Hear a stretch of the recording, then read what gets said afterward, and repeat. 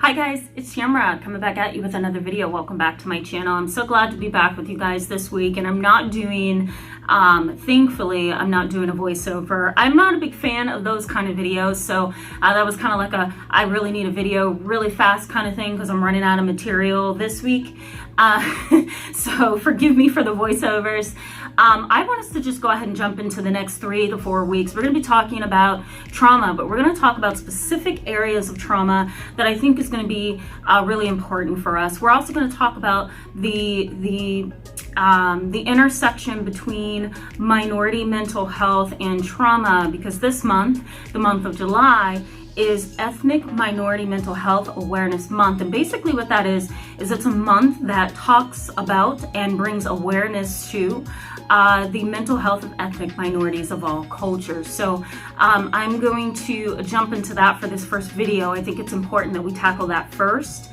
And I'm also going to talk over the next 3 weeks, we're going to talk about various subjects relating to trauma that I think you guys are going to be interested in. A couple examples of vicarious trauma. We're going to talk about complex trauma. We're also going to talk about, I'm trying to remember what the other things were, because I had some things on my list here.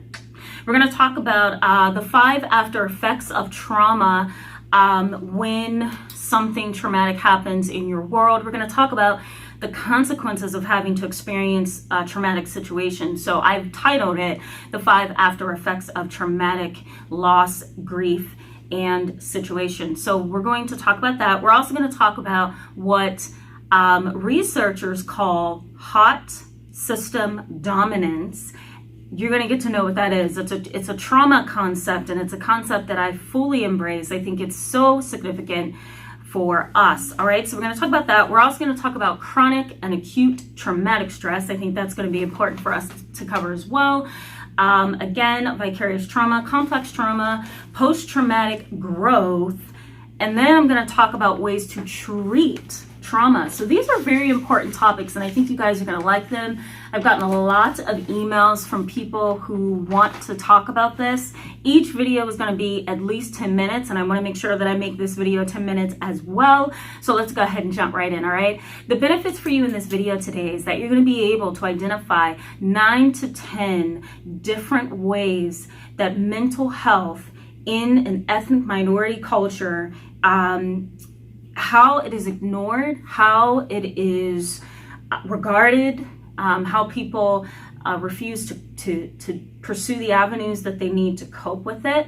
So I'm going to broach that topic in this video. So let's go ahead and get started, okay? So I want to talk about the issues, all right? Ethnic minority mental health is important.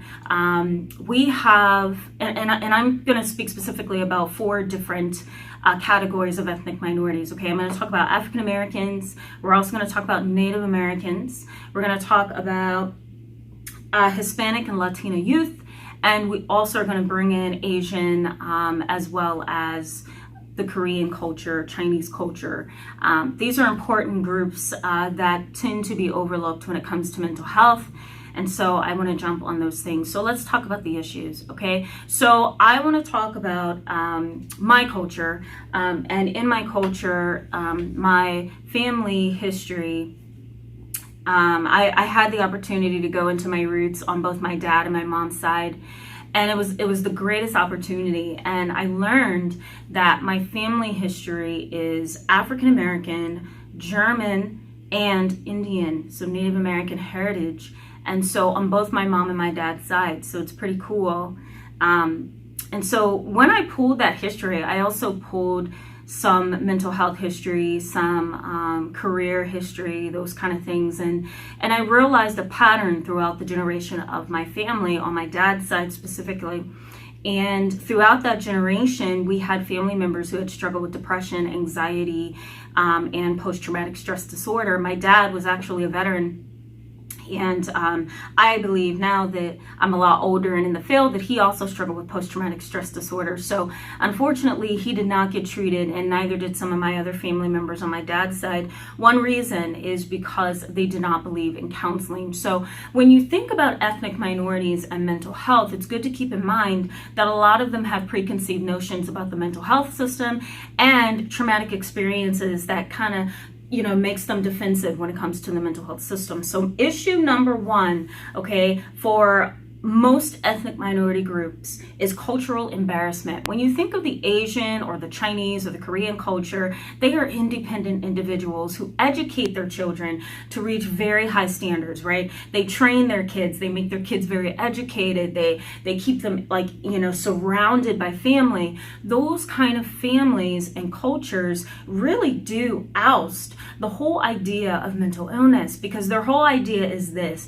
if you have the motivation, if you have the intelligence, if you have the support, you should be able to make it. Unfortunately, human beings crack, right? We're human, right? We're tired, we get stressed, we deal with trauma, we become fearful, we become anxious, depressed, hopeless, helpless, right? And so the Chinese, Asian, Korean culture is not exempt from that.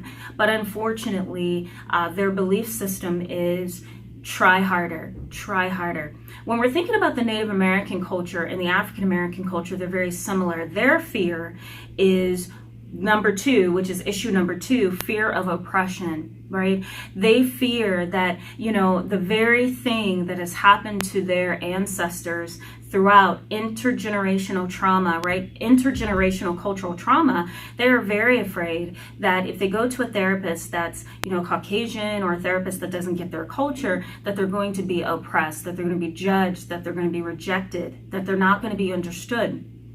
Okay, so that's issue number two, and that's primarily an issue for the Native American and the African American families that I see. My own family history on my dad's side, probably on my mom's side as well, but more so on my dad's side, there has been post-traumatic stress disorder, and I think my dad's side, we had drinking, we had alcoholism. So, of course, that's typical for a lot of families, but I realized that no treatment was sought. And I think that's just because of the cultural fear of rejection, oppression, and misunderstanding from Caucasian mental health professionals and counselors. Okay, so that's issue number two. Issue number three is poor education, okay? A lot of ethnic minorities lack education about the mental health system.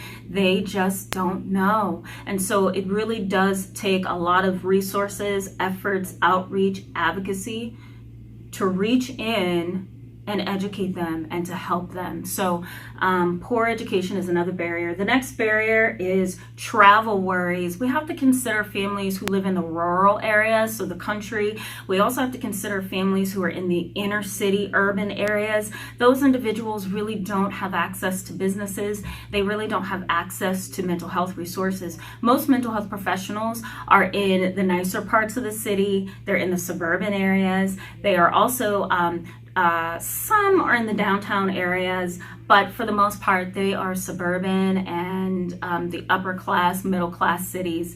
You're not going to find too many mental health services in the country, in the rural areas, or even in the urban city areas. So that's another barrier for ethnic minorities when it comes to mental health, is travel, right? And if you're thinking of African American families or Hispanic youths, you're probably going to get families who are lower socioeconomic status. They have lower income. They're dealing with poverty. They may be on medical assistance. They might be on welfare or some other programs that they need to get food and formula and money from.